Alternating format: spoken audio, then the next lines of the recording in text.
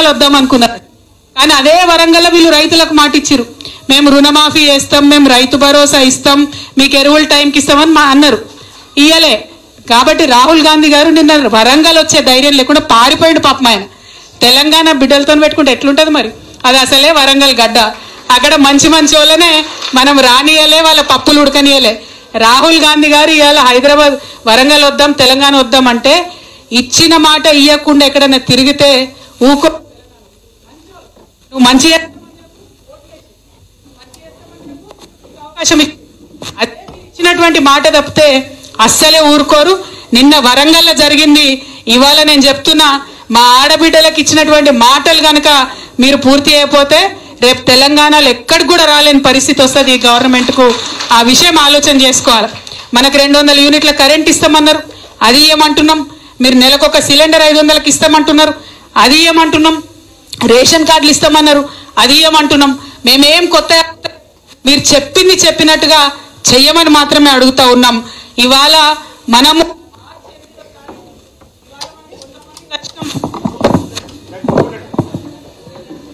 ఇక్కడ రేవంత్ రెడ్డి గారు పంపింది, మహిళా వ్యతిరేకులు మా మైకులు కట్ చేస్తున్నారు. ఓకేనా, వినబడుతుందానా?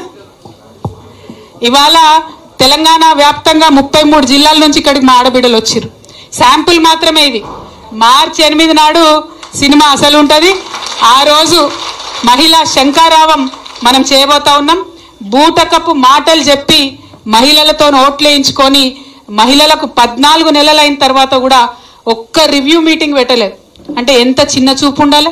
ఆడపిల్లలు ఎందుకు అడుగుతారులే అని అనుకుంటున్నది ప్రభుత్వం, కానీ ఖచ్చితంగా అడుగుతాం. మార్చి 8వ తారీఖు నాడు ఇంకా బలంగా అడుగుతాం. రాష్ట్ర వ్యాప్తంగా తరలి వచ్చి అడుగుతామని ఈ సందర్భంగా తెలియజేస్తూ, మరి మహిళలను మీరు అల్కగా తీసుకోకండి. మాకు ఇచ్చినటువంటి మాటల మీద గౌరవ ముఖ్యమంత్రి గారు తక్షణమే రివ్యూ మీటింగ్ పెట్టాలి.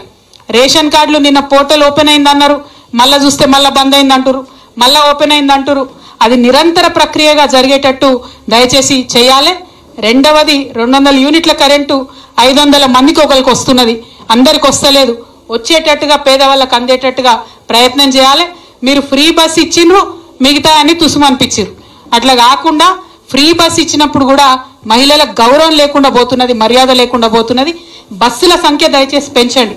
బస్ స్టాండ్లో డ్రైవర్లను ఆపేటట్టుగా మీరు స్ట్రిక్ట్గా వాళ్ళకి ఇన్స్ట్రక్షన్లు ఇవ్వండి. ఆర్టీసీ కార్మికులవి కూడా గోస పోసుకోకరి, వాళ్ళ కడుపు కొట్ట, వాళ్ళ జీతాలు టైంకి ఇవ్వండి. మా ఆడబిడ్డలకు కరెక్ట్గా సేవ చేసేటట్టుగా వాళ్ళని ప్రయత్నం చేయండి. బస్సుల సంఖ్య పెంచమని కూడా చేస్తా ఉన్నాను. మరి ఇవన్నిటి కార్యాచరణతోని ఖచ్చితంగా మార్చి 8 నాడు జరిగేటటువంటి ఇందిరా పార్కులో జరుగుతుంది మహిళా శంకారావం. తెలంగాణ జాగృతి తరఫున జరుగుతుంది. దానికి పెద్ద ఎత్తున మనందరం కూడా హాజరై ఈ గవర్నమెంట్కి మహిళా శక్తి ఏందో చూపిద్దాము. మహిళలకు ఇచ్చినటువంటి మాటలన్నీ కూడా ఇచ్చే విధంగా